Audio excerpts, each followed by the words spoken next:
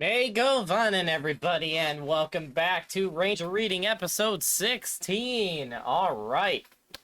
Glad to be back. Also glad to be streaming again after a few days after our last stream, since our last stream was Saturday for the 4th of July, which was a lot of fun. But yeah, we're going to be diving back into more of the Geneva Bible, followed by Encyclopedia Eorzea. Really excited to continue where we left off. We will be doing Genesis chapter 14 today, followed by reading about the Garlean Empire and Encyclopedia Eorzea. And oh gosh, why are there so many pages? But yeah, it's gonna be fun, and hopefully my voice doesn't die, so it should be interesting. But yeah, welcome everyone tuning in. Welcome Alpha and Wolfie, especially into the chat. I hope you guys are doing good. And yeah, also, if none of you saw my announcement in Discord, I'll post it on my socials tonight. But we do have 2 more streams coming up this week. On Friday, we are doing a whole day stream, which will be covering the new Wuthering Waves update with Ming Ting. And really excited for that expansion. It's going to be a lot of fun. And excited to go back to Jinjo, too. Can't wait for that. And then on Friday, we are doing a return to attempting to actually do a full 12-hour crafting stream in Final Fantasy XIV. Seems like every time I've attempted that, something comes up and we end up not being able to do the full 12 hours. Hopefully this Saturday will be different. We will find out. But yeah, that will be this week, and it's going to be fun. But for now, without further ado, why don't we get started on the Rage reading, and yeah, let's have some fun. We're going to be starting with Genesis chapter 14. Also, welcome Sword of Asley into the chat, who I was just hanging out with off stream for a few hours. It was a lot of fun. How you doing, Sword? Hope the food's good if you already got it. But yeah, here we go, everybody.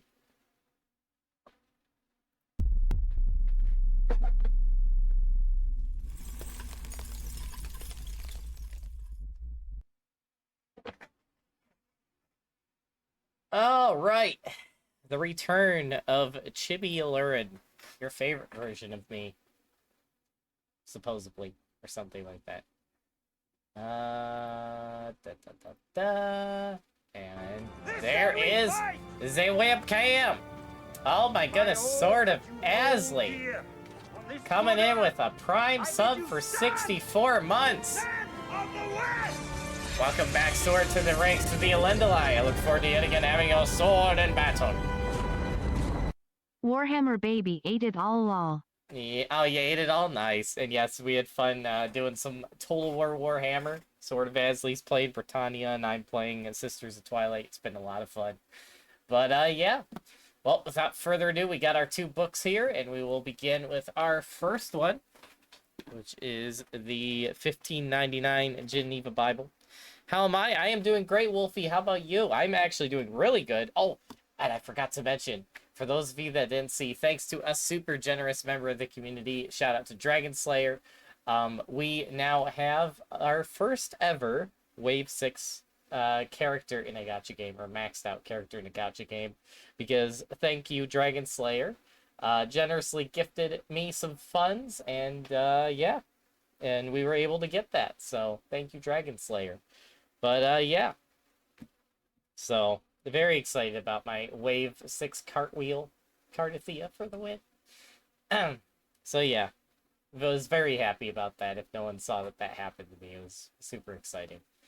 But anyway, time to read the 1599 Geneva Bible, and we are doing Genesis chapter 14 today, because that is what we are up to. Once I find it.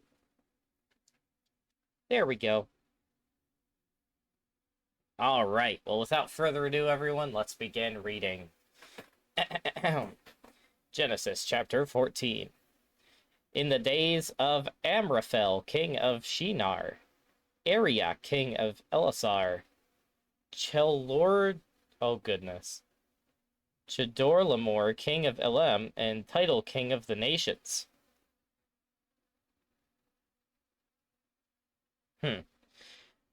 These men made war with Bera, king of Sodom, and with Bersha, king of Gomorrah, Shinab, king of Admah, and Sheber, king of Zeboim, and the king of Bela, which is Zor. All these joined together in the valley of Siddim, which is the Salt Sea. 12 years were they subject to Chedorlaomer, but in the third year they rebelled. Sounds like I'm reading a description of a Total War campaign.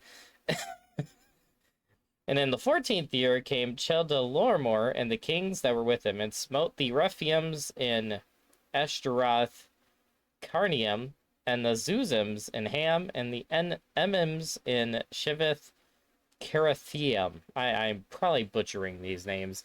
Oh boy. And the Horites with their Mount...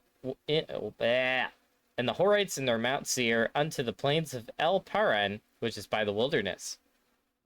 And they returned and came to En Mishpat, which is Kadesh, and smote all the country of the Amalekites, and also the Amorites that dwelled in Hazron Tamar.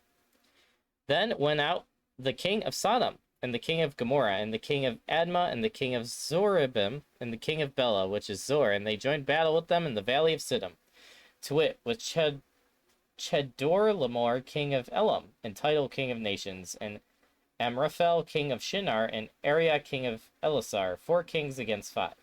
Now the valley of Siddim was full of slime pits, and the kings of Sodom and Gomorrah fled and fell there, and the residue fled to the mountains. And they took all the sustenance of Sodom and Gomorrah and all their victuals and went their way. They took Lot also Abram's brother and his sustenance, for he dwelt at Sodom, and departed. Then came one that escaped and told Abram the Hebrew, which dwelt in the plain of Manri the Amorite, brother of Eshcol and brother of Adner, which were confederate with Abram. When Abram heard that his brother was taken, he brought forth them that were born, and brought up in his house 318, and pursued them unto Dan. And then he and his servants divided themselves against them by night, and smote them, and pursued them unto Haborah, which is on the left side of Damascus. Then he recovered all the sustenance, and also brought again his brother Lot and his goods, and the women also and the people. After that he returned from the slaughter of Chedorlaomer, and the kings that were with him. Came the king of Sodom forth to meet him in the valley of Sheva, which is the king's dale. And Melchizedek, king of Salem, brought forth bread and wine, and he was a priest of the Most High God. Therefore he blessed him, saying, Blessed art thou, Abram, of God Most High, processor of heaven and earth. And blessed be the Most High God, which hath delivered thine enemies into thine hand. And Abram gave him tithes of all. Then the king of Sodom said unto Abram, Give me the persons, and take the goods to thyself. And Abram said to the king of Sodom, I have lifted up my hand unto the Lord, the Most High God, processor of heaven and earth. Or possessor. Why am I reading processor? Possessor of heaven and earth. That I will not take of all that is thine, so much as the thread or shoe latchet. Lest thou shouldest say, I have made Abram rich. Save only that which the young men have eaten, and the parts of the men which went with me. Aner, Eshcol, and Amri, let them take their parts. Man, I gotta say, that first part of that chapter just sounded like a written description of a Total War campaign. It's like, oh yeah, all these kings teamed up to fight all these kings, and then they had a massive battle in this area, and then all these people got collateral damage, and then these people ran away, and these people looted these cities. It's like, oh my goodness. But that is Genesis chapter 14. A lot of warring going on. All right. And now, for our next book reading, and hopefully with less crazy names, but who am I joking? Probably not. It's time for Encyclopedia Eorzea. Okay.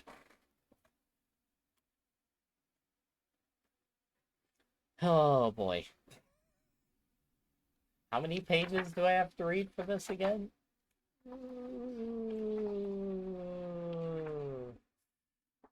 Okay. This is gonna be fun. Oh boy.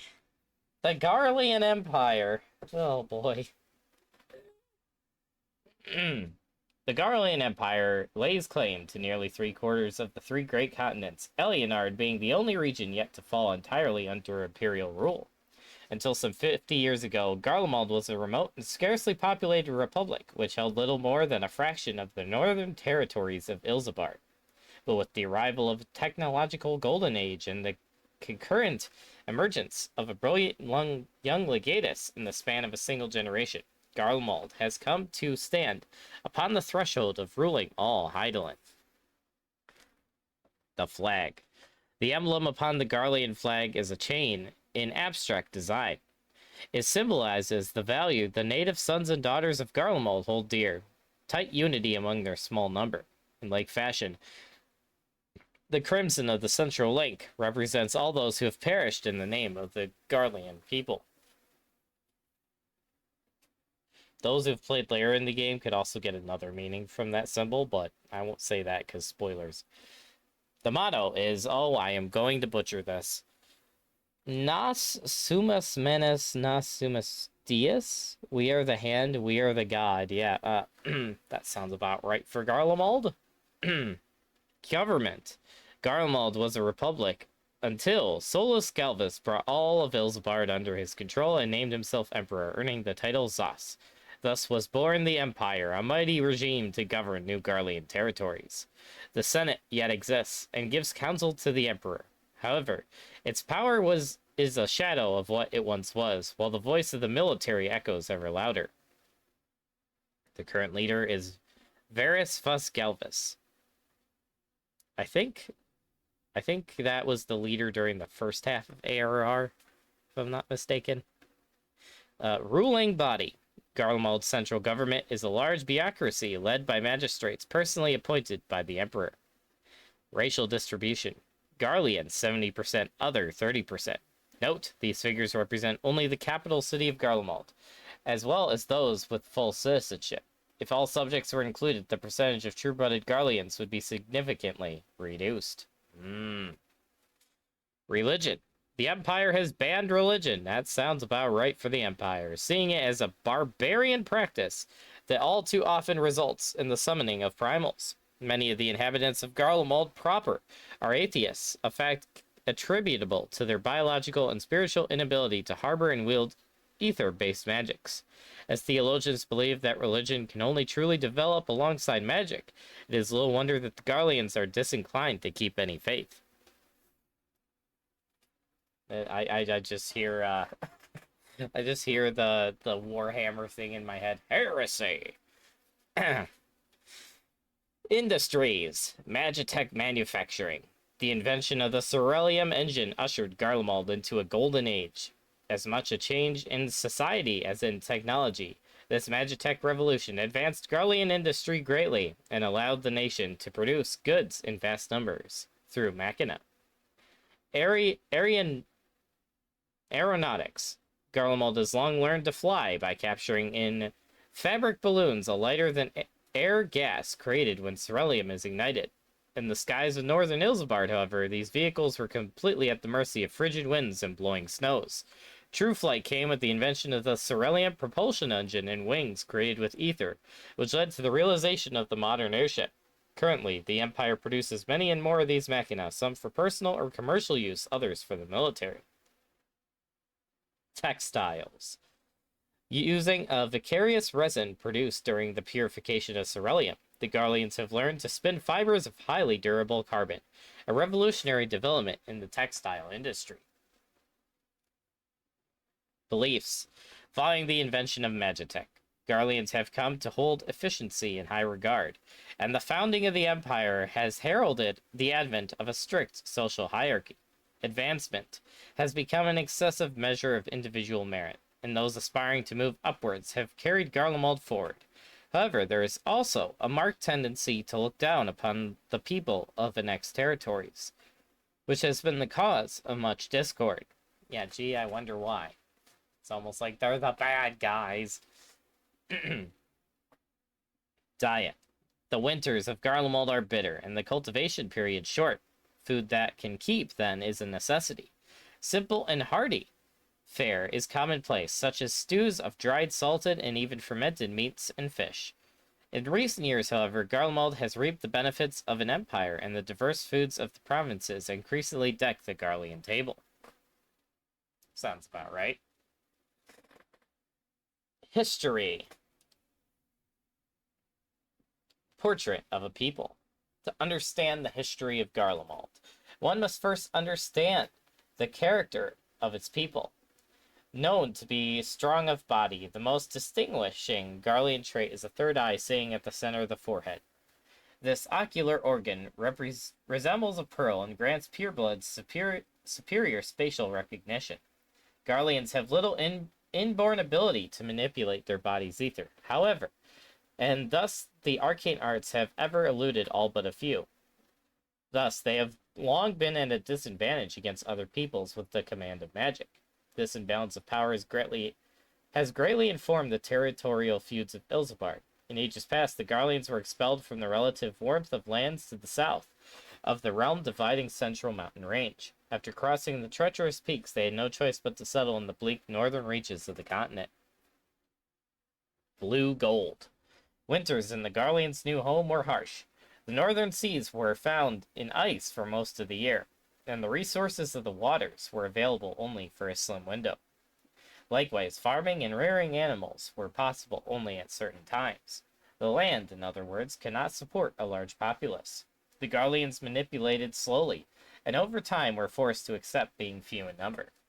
There was but one benefit to the frigid lake: its vast deposits of ceruleum. This deep blue liquid burned as well as oil, and kept the hearth warm during the long, dark times of year. Indeed, had it not been for this natural resource, the Garleans would not have survived the severe winter cold. Yet it was to be a long time before the Garleans realized just what a boon the ceruleum was. The Early Republic. The Garlean people officially banded together in 1922 of the 6th Astral Era. Many small villages existed before then, but none developed overmuch due to occasional raids by more established tribes of northern Ilsebard. To raise themselves from this base existence, one town named himself the center, and the others were brought into the fold through negotiation and force. This, the Garlean Republic, had but one goal: to unite its people in order to stave off foreign aggression. Survival was no small task. In desperation, the Garleans began to employ Rogan and Magi from the central mountains to bolster its own army where it was weakest. They also waged war from the shadows, sending spies to incite conflict betwixt surrounding nations. For centuries, Garlemald prevailed, using every tactic at its disposal. Starting in the early 16th century, however, a new age was to dawn on the nation. In 1513, a man named Solus Galvus attained the rank of legatus. The 24-year-old Garlean learned of the newly invented ceruleum engine and saw great potential in it. His was the hand that guided the development of magitech weapons, and his the mind that devised tactics for those war machina. Galvus also saw them integrated into the army, and so imbued the military with with mechanical might. Unifying the North. At first, Galvus's innovations were viewed with a skeptical eye. However, as neighboring nations began falling to Garlemald's war machina, the people realized the wisdom of his decision. As if to avenge every wrong ever done to them, the Garleans invaded the countries of northern Ilsebard and annexed their lands. To expand its small army, Garlemald recruited the subjugated people, promising to better their lives with magitech technology in exchange for service. This cunning carrot and stick strategy made the Republic greater and more powerful with every victory. As triumph followed triumph, the Garleans' respect for Galvus grew, eventually transforming into worship. In 1517, he was granted control of Garlemald as dictator by overwhelming popular support. The same year, the Republic attacked Dalmasca, a small country nestled in the central mountains, and rained down fire upon it with their new airships. Thus, the Garlean army turned to conquer the south of Ilsebard. In 1522, this campaign ended in victory. Having unified the continent through force for the first time in history, Galvus proclaimed himself emperor and thus created the Garlean Empire. Assimilation. Though he had already accomplished the impossible, Galvus was not content with Ilsebard alone. 6 years after becoming emperor, he set his gaze upon the eastern continents of Othard and marched upon it with a great host. With their war machina at the fore, the imperial forces toppled all who dared stand before them. It was during this campaign that Galvus first laid eyes upon the ruin wrought by the primals, an entire land utterly drained of life. Scholars believe this terrible sight ultimately led the emperor to issue an imperial mandate for the annihilation of the dread beings the Garleans dubbed icons, refusing to believe them of divine origin. After a long and hard-fought resistance, the nations of Doma fell to Garlemald in 1552. Oh, they fought for 30 years, dang. With this, Galvus had conquered the east. Now he turned his armies toward the west, plotted the invasion of Eleonard, and captured Alamigo in 1557. However, this was to be the last victory for some time. In Eorzea, the Garleans suffered a crippling and unexpected defeat over Silvertear Lake, faced the emergence of icons, and watched its meteor project end in stunning failure. In Garlemald, a war of succession broke out. The unrelenting march of the Imperial Army and its territorial acquisitions ground to a halt. All due to a single dragon, by the way. Shout out to Midgard Silmer. The Empire. The government. The Imperial Court. The Garlean royalty are all of the line of Galvus. In addition to the aforementioned Zos, the term Ye refers to male members of the royal family in the line of succession, as well as the emperor's wife and mother. There also exists the title of Wur to those who have no title on the throne, such as female heirs and their spouses. It is believed that all members of the royal family dwell within the extravagant imperial palace in Garlemald, and have decadent villas outside of the city. They did, until the events of Endwalker. The Senate. The Senate ruled Garlemald during the days of the Republic, and while since diminished, still serves in an advisory role to the emperor and his court. Members range from upper-level public officials titled Fey to the highest-ranking precepts, Senatus, Ill. The Senate also holds the power to remove the magistrates, the consular, praetor, priunus plebis, adius, and quesador? I don't know. However, it has yet to use this right. What did I just read? Solus Sos Galvus. Tradition is the chain by which foils are bound. Which, he has another identity, and those who know, they know. Solus Vos Galvus was the architect of modern Garlemald. A brilliant tactician and statesman born to pure-blood Garleans, Galvus joined the military at the age of 16. He immediately distinguished himself from rank and file, and had attained the rank of legatus by his 24th name day. It was his decision to reconstruct the army around War Machina that gave Garlemald its current strength. In his elevation to Republican dictator and subsequently emperor was a natural coincidence. Galvus was a self-made individual, and history will remember his successes. However, it is difficult to characterize his life as happy. He was betrayed by those he had believed his closest friends, and lost his firstborn son to illness while the man was still young. The first emperor succumbed to an ailment at the age of 88. Supposedly. Also, thank you for the Lurk Sword. Varys Zos Galvus. 'Tis my solemn charge as emperor to bring the icons to heal. The second emperor of Garlemald, Varys Zos Galvus, has many achievements to his name, having served as High Legatus for 9 years. He is thus said to favor his grandfather far more than any other member of the royal family. Yet, he did not become emperor without a fight. Indeed, his uncle, the second son of Solus Vos Galvus, also laid claim to the throne, supported by one faction that opposed Garlemald's expansion policy and its mandate to eradicate all icons. A war of succession ensued, and Varys emerged victorious. Though he is said to respect his grandfather's achievements, it has been reported that he also blames the first emperor for inviting the eternal strife by being too lenient with his own son. Varys' tactical genius displays itself in Megalith, a traditional Garlean game of strategy. Indeed, it is said that the emperor has but rarely lost a match in all of his 46 years. Dang. The Magitech Academy. Established immediately after Solus Galvus was raised to dictator, the Magitech Academy serves as both a research facility and a school for engineers. The nation's chief engineer, given the title Nan, also serves as head of this institution. The Academy admires only a handful of the outstanding applicants from all corners of the Empire.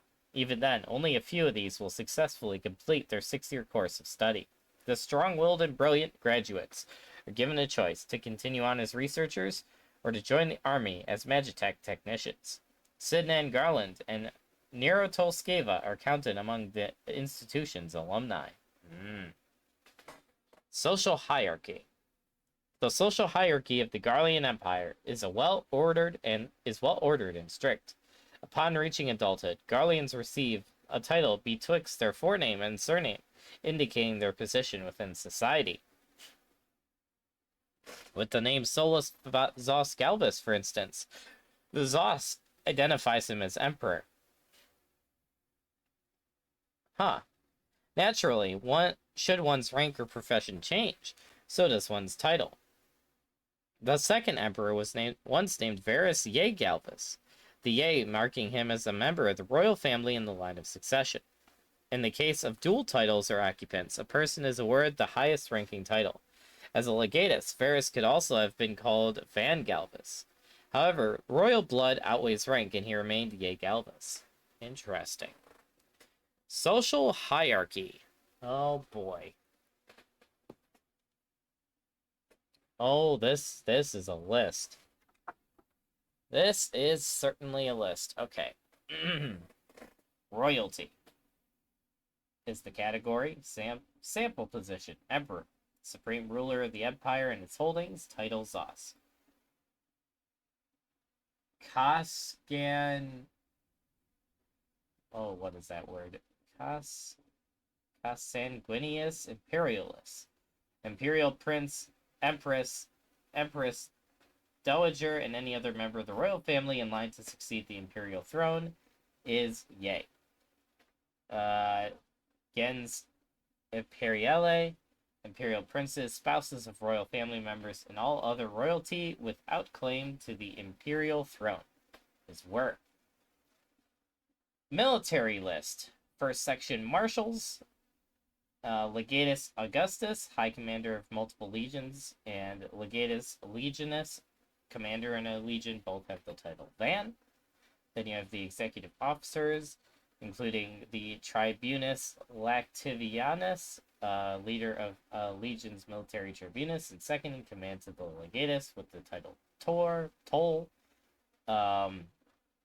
Tribunus Augusticlavicus, one of the legion's military tributes, assumes command of the secondary unit in event a legion is split, and Perfectus Castromorius, commander of a castrum stationed in or near enemy territory, and the highest rank attributable by a citizen not of Garlean society, which is also SAS. Then you have the senior officers, including the Tribunus Militarum, one of the legion's military tribunes, and second in command to the Tribunus Lactivius, which has the title Rem. Pilatus Primus Pilatus, commander of the legion's first cohort, and Pilatus Prior, commander of the legion's remaining cohorts. Both of those have the title Rem as well.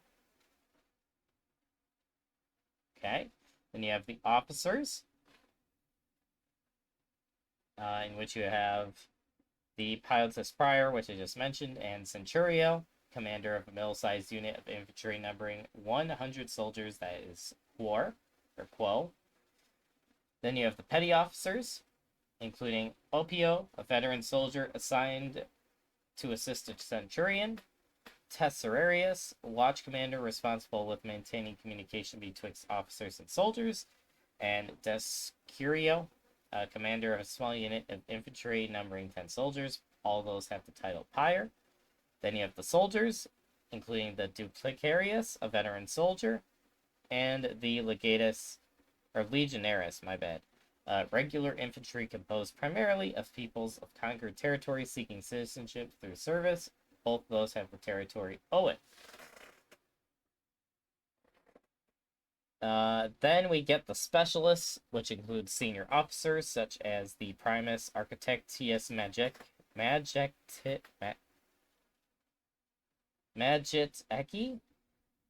which is the chief Imperial Magitech engineer, and Lord provost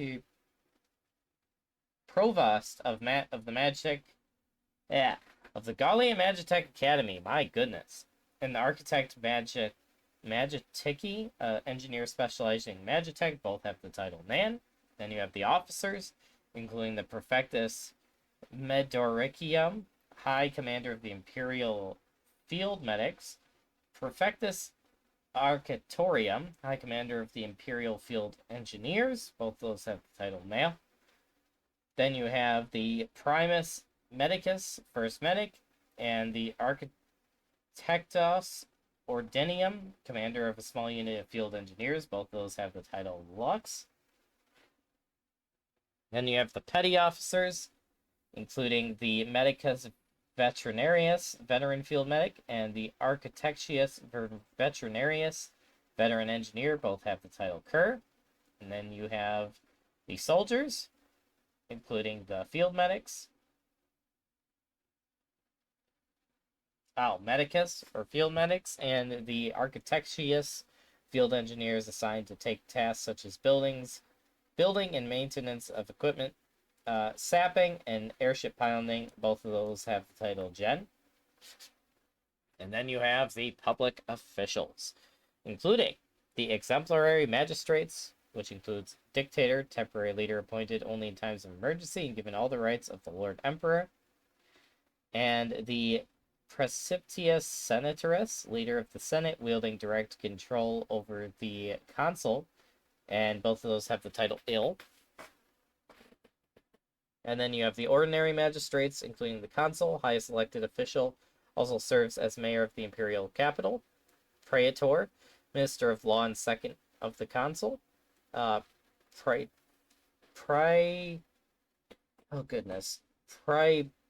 Tribunus Plebeius, a member of the older public, serves as a representative of the public citizens.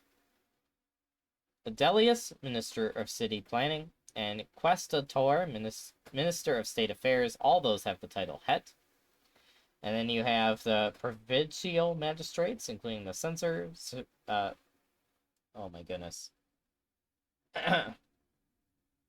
supervisor of public morality, Reactor, ruler of an imperial province, and Praesus, ruler of an imperial territory. All those have the title Go.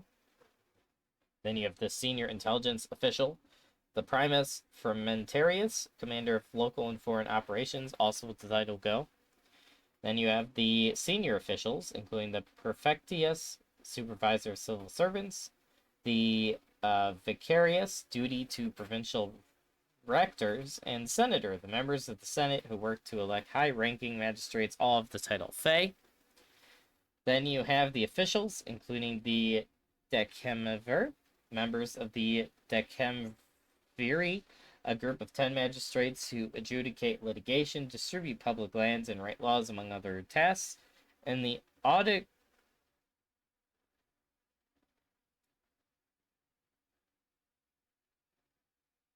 How do you say this?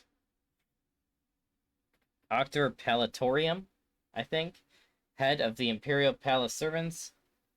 Both of those have the title Ear. And then you have the intelligence officials, Fundamentarius, local and foreign operations, also with the title Ear.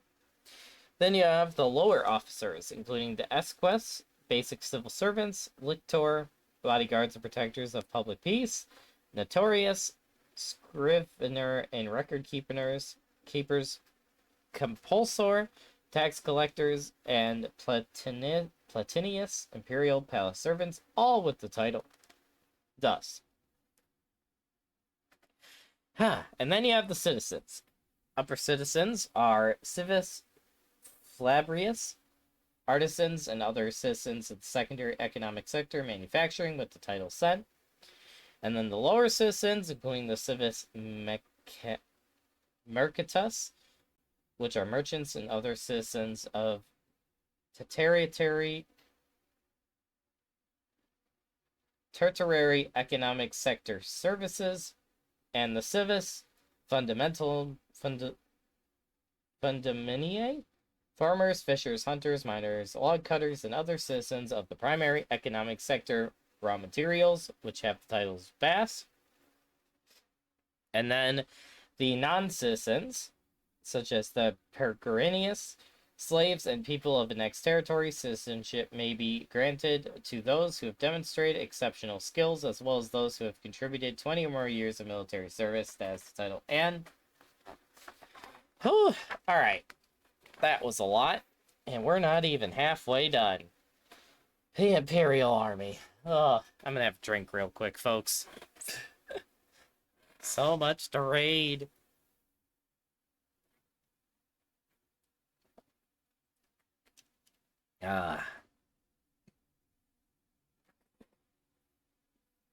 The Imperial Army.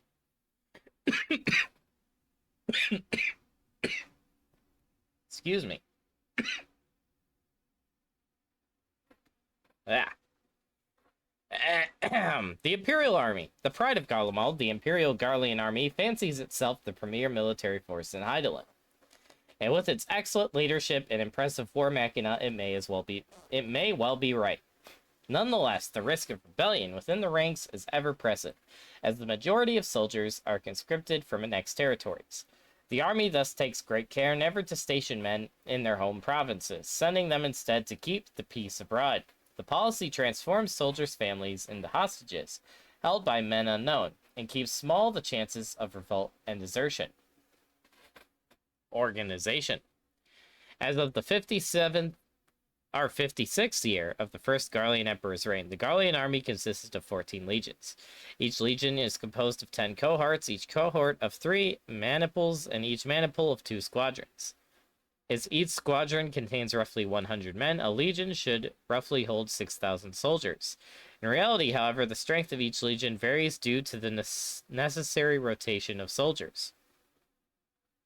And then we have the autonomy of a legion right here, where you have legion and then all 10 of the cohorts, the 3 maniples, and the 1st and 2nd century. Interesting. Uniforms. Garlean uniforms are made from revolutionary materials such as carbon fiber and cermet alloys. The armor of Garlean soldiers is particularly ingenious, as it is coated with a sustenance that decreases ethereal conductivity, and therefore protects the wearer from magic attacks. The selfsame contrivance prevents the use of offensive spells, yet this hampers the pure-blood Garleans little. The inability to wield magic also informs Garlemald's age-old penance for using firearms. This has given birth to a particular form of weapon, part musket, part sword. Perhaps the best example of this is the gun blade, an arm of choice for most officers. Good old gun blades. Oh, man. War Machina. This section's going to be fun to read. At the turn of the 16th century, an engineer attempted to create a smaller version of the stationary steam engine for his workshop. In so doing, he stumbled upon the idea of using ceruleum as fuel itself, rather than to heat water. His prototype was relatively weak, but compact enough to be portable. As if by fate, it then caught the eye of Legatus Solus Galbus, who insisted the military open its coffers to fund the new technology. With the army's support, a moving platform was built, driven by an improved ceruleum engine and mounted with artillery. This prototype proved more destructive in tests than Galbus had ever dreamed. He christened the new type of weapon Magitech, to signify the triumph of the technology over magic. Therefore, Garlean engineers fashioned more and varied Magitech weapons, which each one the strength of the Garlean army grew. Starting around 1550, relics of ancient Aleg were unearthed in the new territories of Garlemald. The Empire's keenest minds set about learning their intricacies, though in truth the archaic technology put the best imperial efforts to shame. The engineers never learned the fundamental principles of the elegant devices. Nonetheless, the secrets they pried from the old machina advanced Garlean Magitech by leaps and bounds.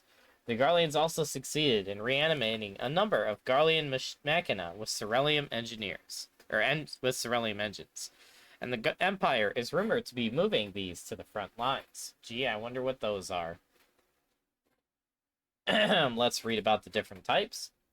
We have the Juggernauts here. This flying machina machine consists of an upper cylindrical section for aerial propulsion, and a lower bipedal section for terrestrial locomotion. Really? Huh. The Juggernaut can transport an entire squad of soldiers. It is often used to land troops in enemy terrain. Oh, so it's a troop transport? Really? Interesting. I always wondered what those things were for, because I never really saw them outside of some cutscenes in ARR. Huh.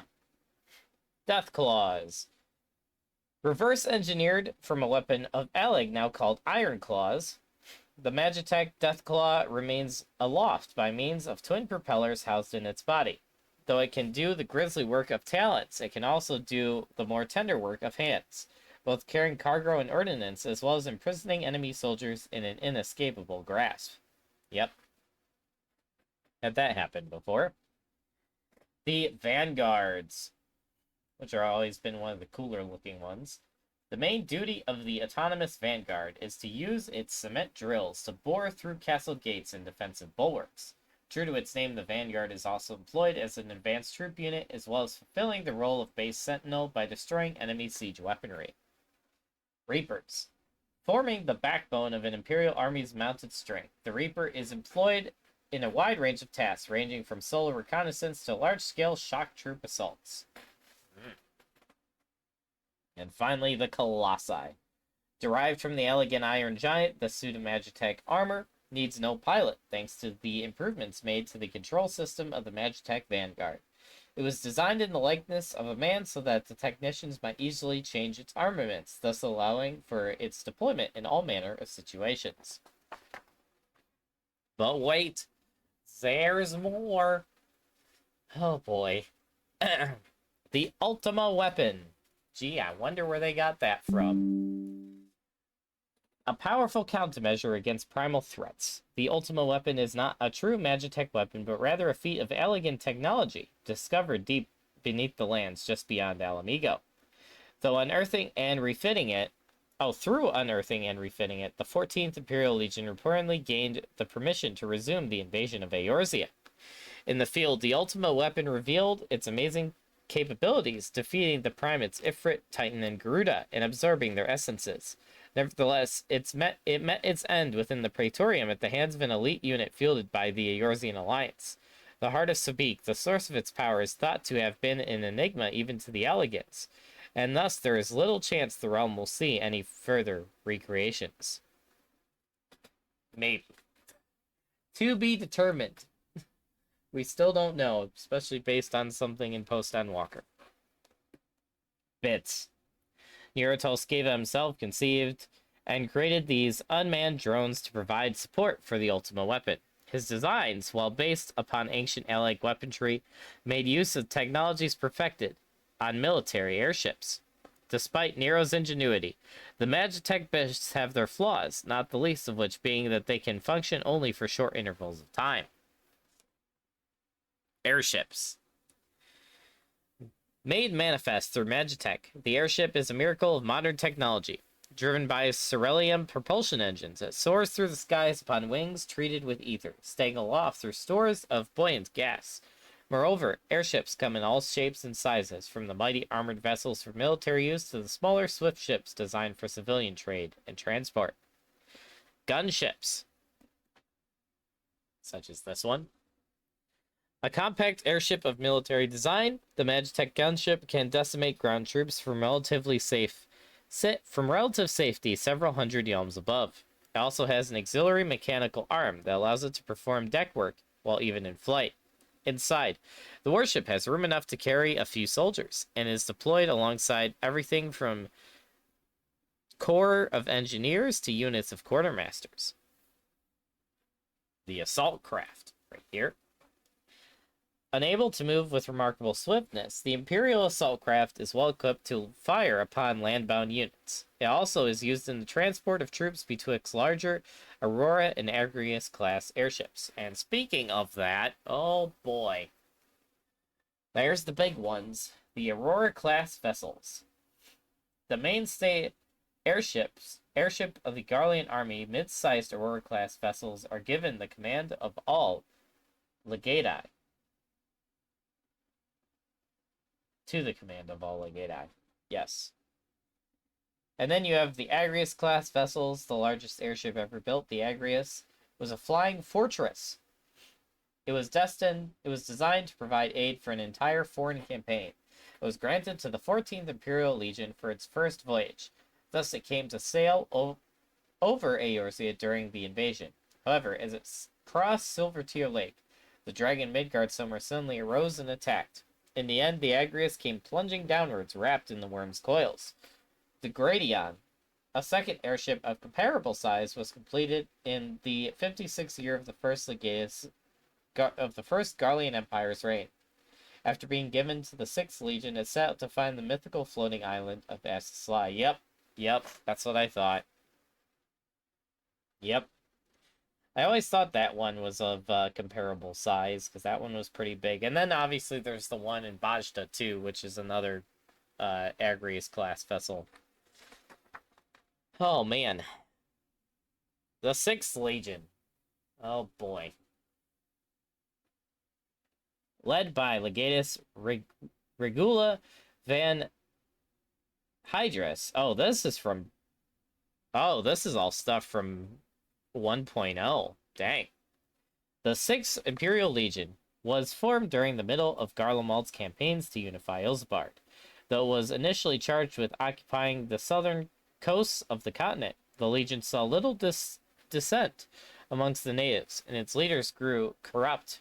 Indeed, so accustomed did they become to taking bribes that the force eventually became a private army for the local leaders. This raised the ire of the High Legatus Varius Ye Galvus, who sent his trusted friend Regula to see to the situation. The upper ranks were purged, and the previous Legatus executed. Effectively, a new legion was created overnight. In the War of Succession, the Sixth performed most honorably, and so redeemed its tainted name. At present, it has unified under its new leadership, and the morale of its men is high. Regula van Hydrus. Loyalty to the bitter end. Oh, no. This one's the one from 1.0. This is the one from Heaven's Ward. Oh, okay. We're doing this in a weird order from when you meet them in the game, because it would be this one, then this one, then this one. But yeah, interesting. Interesting. But yeah, Regula was a cool character. Loyalty to the bitter end. The eldest son of the influential Hydrus family, Regula is a pure-blood Garlean who has been fast friends with various Solskavas since they were both but boys playing in the Imperial Palace. He is known to be a man of honor, and his support for Varys in the War of Succession never once wavered, no matter how bleak matters became.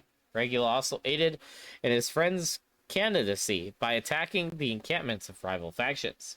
By all reports, Varys trusts Regula implicitly, that the Emperor gave him command of the Gratian and asked him to find the mythical floating island of Asla, bespeaks as much. The Legatus of the Sixth, in turn, is a staunch believer in the necessity of exterminating the Icons. Regula has two great loves over his 44 summers: music and ancient Garlean techniques of the sword. Few more ardently support the art, and fewer still are more practiced. The Bastard. A large gunblade created at the Magitech Academy. This arm was given to Regula in part to see how it performed in battle. Though fondness causes many men to give fanciful names to their weapon, Regula prefers to simply call his arm what it is, a bastard sword with a firearm attached. Dang. The 7th Imperial Legion. Having existed since the days of the Garlemald Republic, the 7th Legion became legend for its ferocity during the campaigns to unify Isambard. The first legatus was the father of Eula and Nael van Darnus. Huh. And remains a lauded national hero to this day.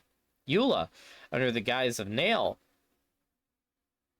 rose to become... Hold on. Eula, under the guise of Nael, rose to become legatus, serving first in the Empire's Eastern Theater,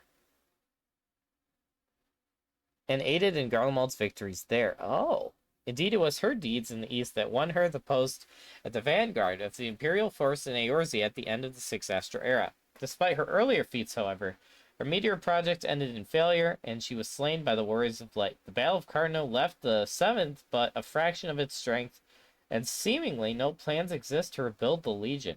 Wait.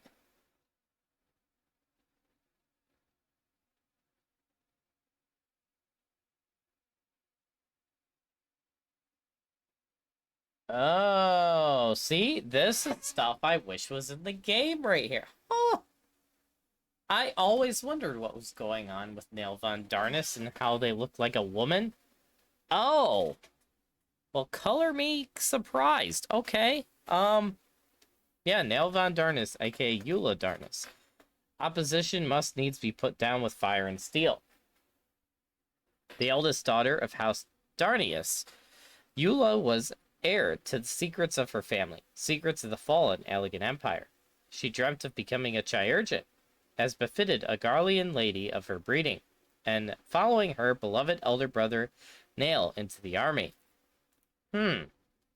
This dream died when he returned home mortally wounded on what Nail claimed to be an ill-conceived mission ordered by their father.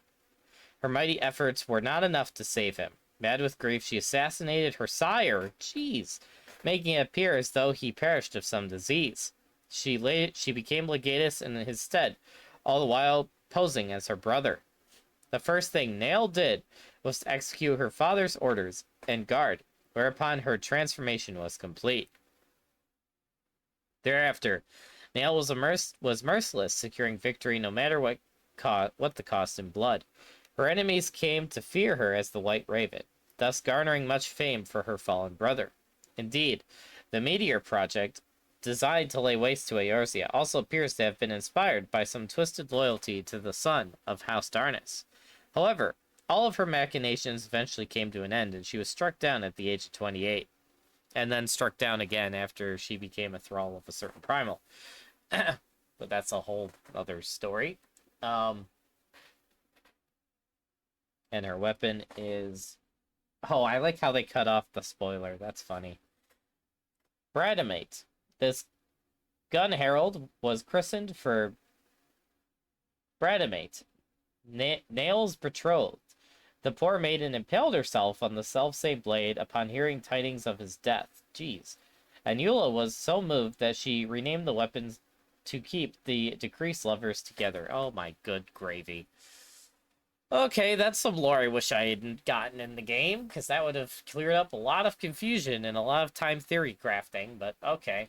The 14th Imperial Legion.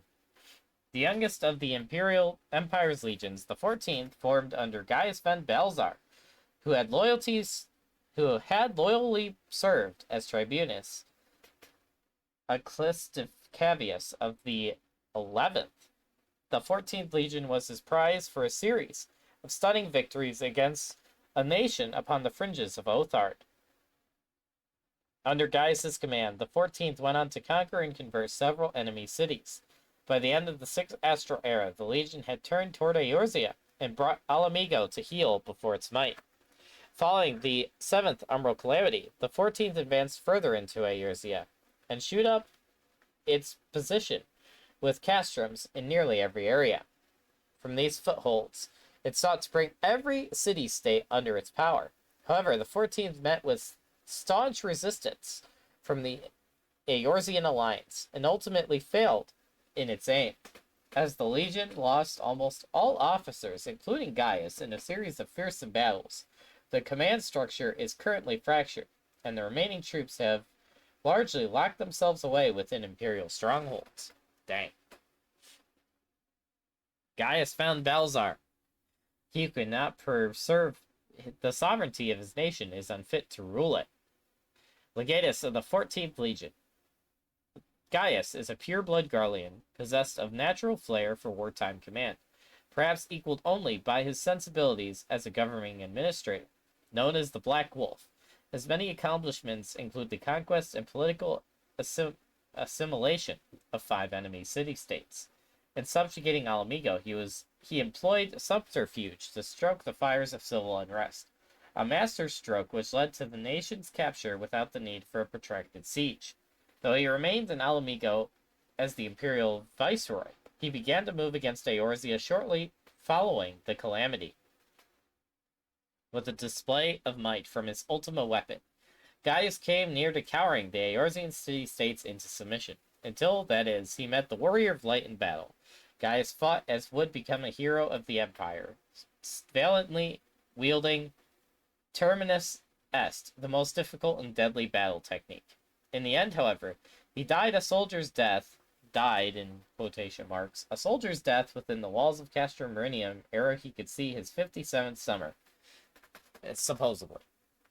Unless you know story from later in the game. Ooh, 3-stream streak. Nice, Alpha. Nice.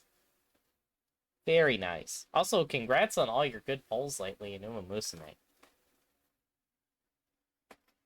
Erzbane. Midas van Garland sent Erzbane to his dear friend Gaius when the latter attained the rank of legatus. The gunblade is said to have spilled the blood of 9 aspirants to the crown in times past. Wait, so Sid's father sent that to him? That's crazy. You fished your summer, McQueen? Nice. There you go. Congrats. That's awesome.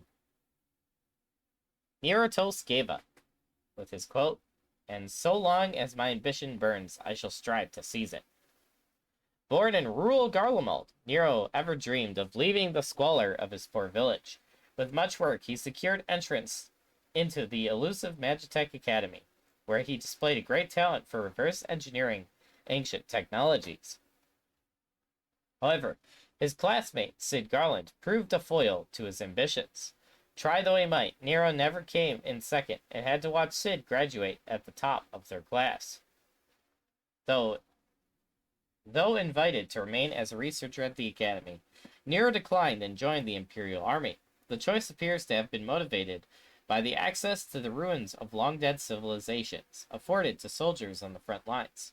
He has drawn upon his particular gifts time and again, constructing for himself a mighty gun hammer known as Mjolnir. Oh, jeez. Yet perhaps the greatest accomplishments in his 34 years was the part he played in reviving the Ultima weapon, a feat for which he gained no small renown. Oh boy. Oh, you got her to S rank? Nice, Alpha. Livius Sass Junius. His dreams and his ambitions, his body and soul, they are mine. Do you hear me? All mine. Oh gosh, not that line. Tribunus Anclivicarius of the 14th Legion. Lavania Sass Junius is a decorated soldier and proven battlefield commander.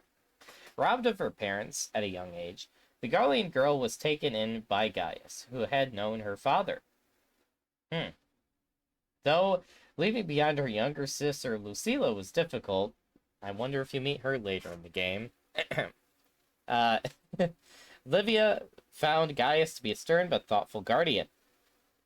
In time, Livia came to see him as more than an adoptive parent and joined the army to follow in his footsteps. Huh. I forgot she was also adopted by Gaius. Jeez. Where she eventually became his right hand. Even as an adult of 26 years, she would do anything to remain in his good graces. Livia is known in her own right as well. This stems from her prowess with Eglia, her gun bag, what the heck is that word? I'm not even saying that. And her conduct in Dalmasca. There, she earned a fearsome reputation by putting down insurgents during a rebellion against Garlean rule. Dang. To be honest, when I got to say I wanted to use it for fun, but I got Bamboo Memory with that normal ticket. Well, dang. The bamboo just won't stay away. It's like you're a panda or something, Alpha. Are you a panda? No, I'm joking. Ritan Sas Arvinia. I am not wont to bear my steel needlessly, but if you are deaf to reason. Native to a remote territory systematically subjugated by the Empire, Ritanian Sas Arvinia entered the army for a sole purpose, to earn a citizenship.